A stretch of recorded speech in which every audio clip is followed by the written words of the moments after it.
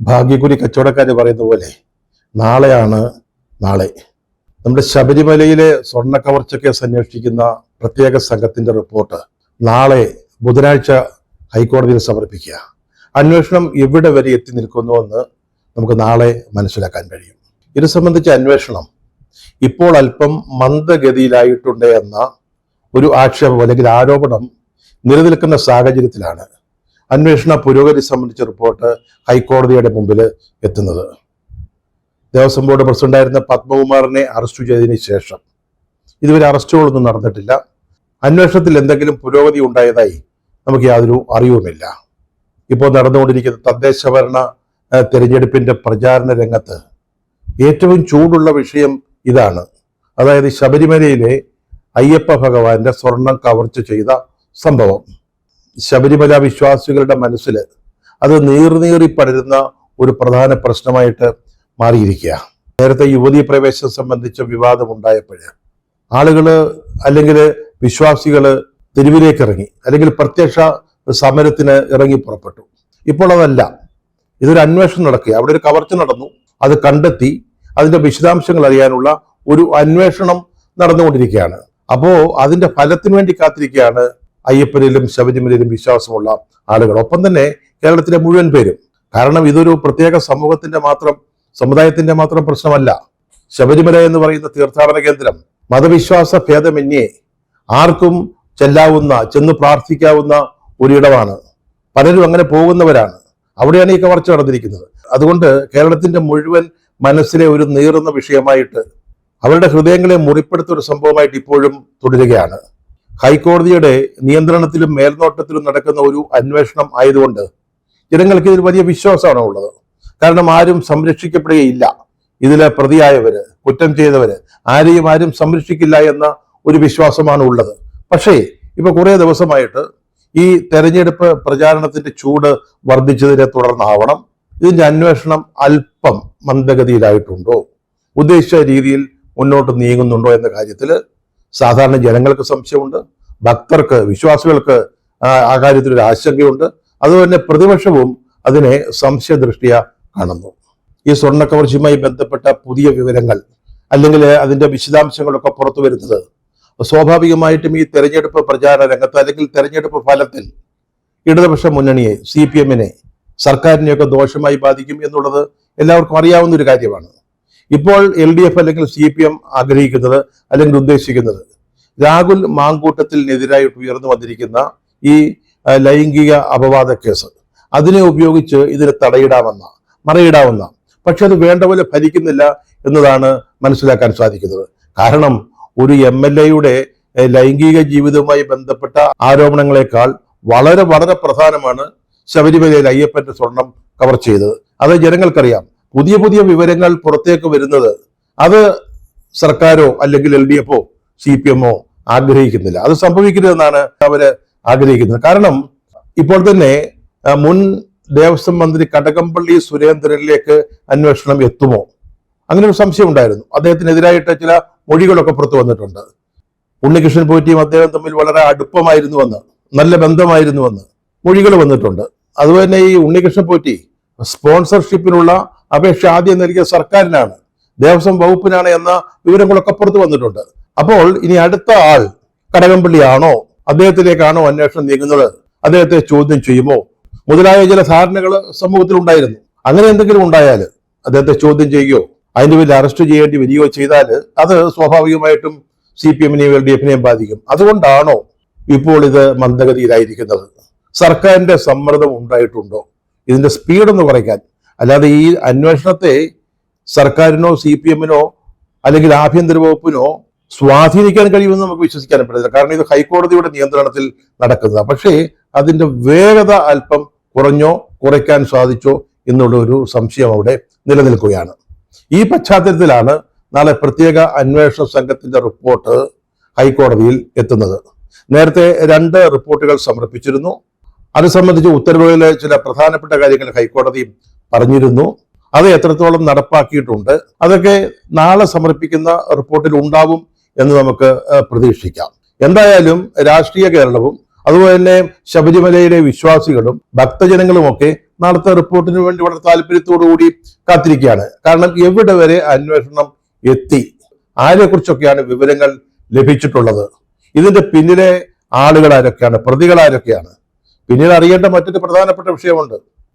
ഇവിടെ കവർ ചെയ്ത സ്വർണ്ണം എവിടെ പോയി എന്നുവെച്ചാൽ തൊണ്ടി മുതൽ ഇതുവരെ കണ്ടെത്തിയിട്ടില്ല.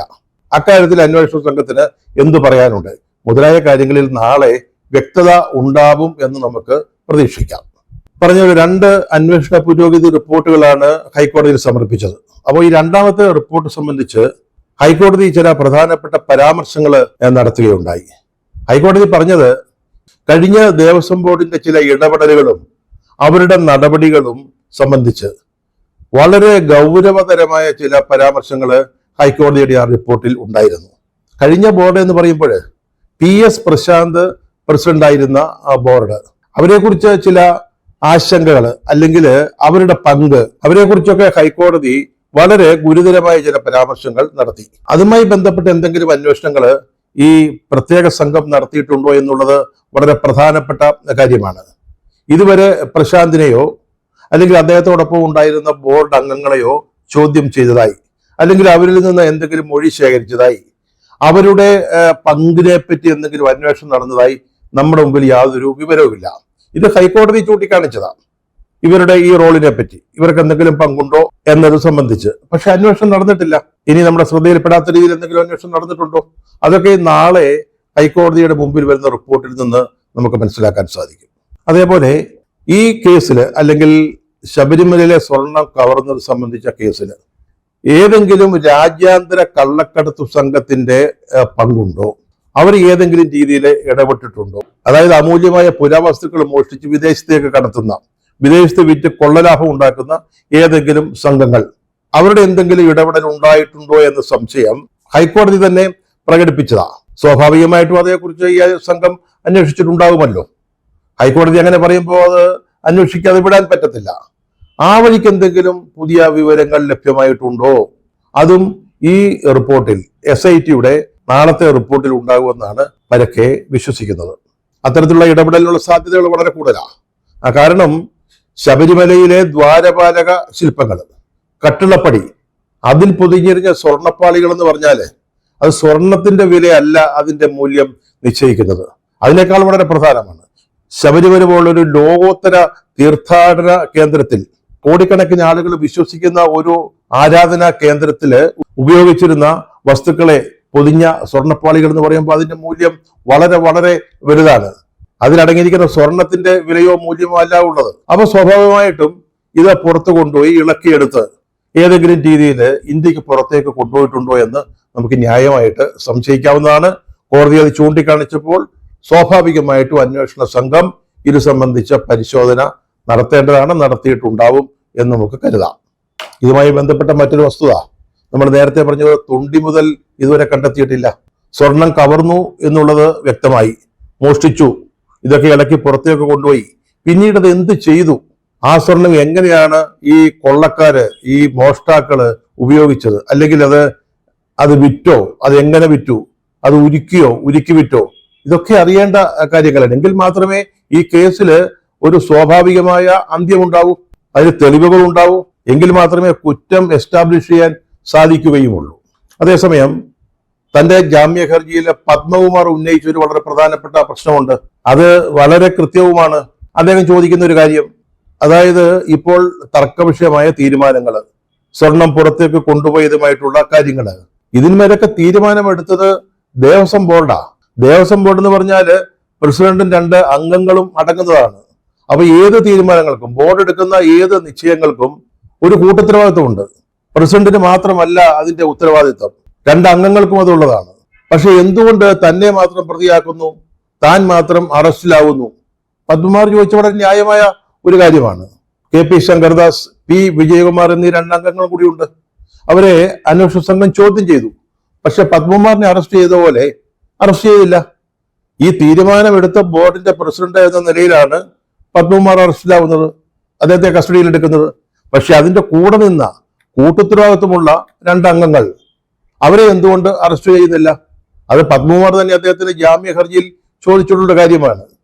സ്വാഭാവികമായിട്ടും അന്വേഷണ സംഘത്തിന് ഇക്കാര്യത്തിൽ അവരുടെ മറുപടി ഹൈക്കോടതിയെ ബോധ്യപ്പെടുത്തേണ്ടി വരും.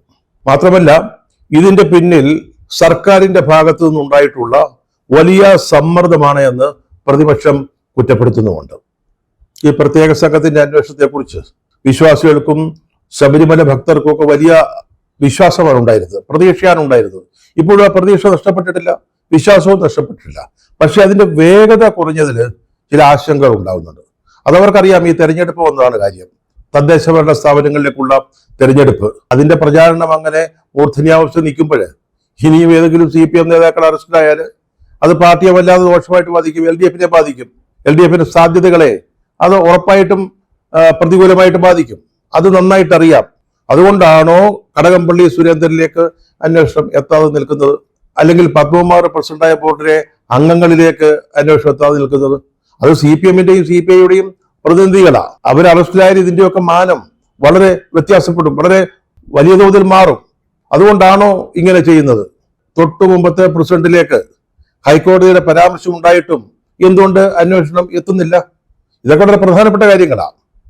2019 ദേവസ്വം ബോർഡ് അംഗങ്ങളും ഉദ്യോഗസ്ഥന്മാരുമടക്കം മൊത്തത്തിൽ 15 പ്രതികളാണ് ഈ കേസിലുള്ളത്.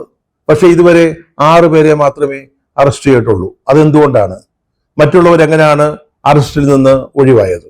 6 ആഴ്ചത്തെ സമയമാണ് അന്വേഷണ സംഘത്തിന് നൽകിയിരുന്നത്.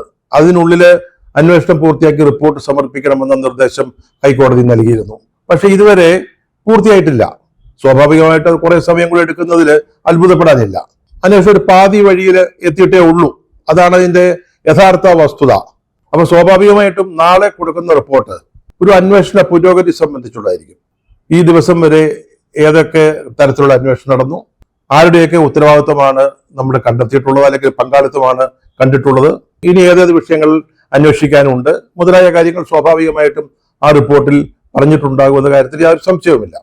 പക്ഷേ ഇത് സംബന്ധിച്ച നിരവധി ചോദ്യങ്ങൾ ഇപ്പോഴും ഉത്തരം കിട്ടാത്തതായി അവശേഷിക്കുന്നു എന്നുള്ളത് വളരെ പ്രധാനപ്പെട്ട കാര്യമാണ്. കേരളം മുഴുവൻ വിശ്വസിച്ച പ്രതീക്ഷ അർപ്പിച്ച ഒരു അന്വേഷണ സംഘമാണ്. ഹൈക്കോടതി ഹാൻഡ് പിക്ക് ചെയ്തതാ. ഹൈക്കോടതിയുടെ മേൽനോട്ടത്തിലും ചുമതലയിലുമാണ് നടക്കുന്നത്. ഹൈക്കോടതി അനുവദിച്ച 6 ആഴ്ചത്തെ കാലാവധി കഴിഞ്ഞിട്ടും ഈ പറഞ്ഞതുപോലെ ധാരാളം ചോദ്യങ്ങൾക്ക് ഇതുവരെ മറുപടി ലഭിച്ചിട്ടില്ല. ആ ചോദ്യങ്ങൾക്കൊക്കെ നാളത്തെ റിപ്പോർട്ടിൽ ഏതെങ്കിലും തരത്തിലുള്ള മറുപടി അല്ലെങ്കിൽ വിശദീകരണം ഉണ്ടാകുമോ എന്നാണ് അയ്യപ്പനെയും ശബരിമലയും സ്നേഹിക്കുന്ന ഭക്തജനങ്ങളും കേരളവും ഉറ്റുനോക്കുന്നത്.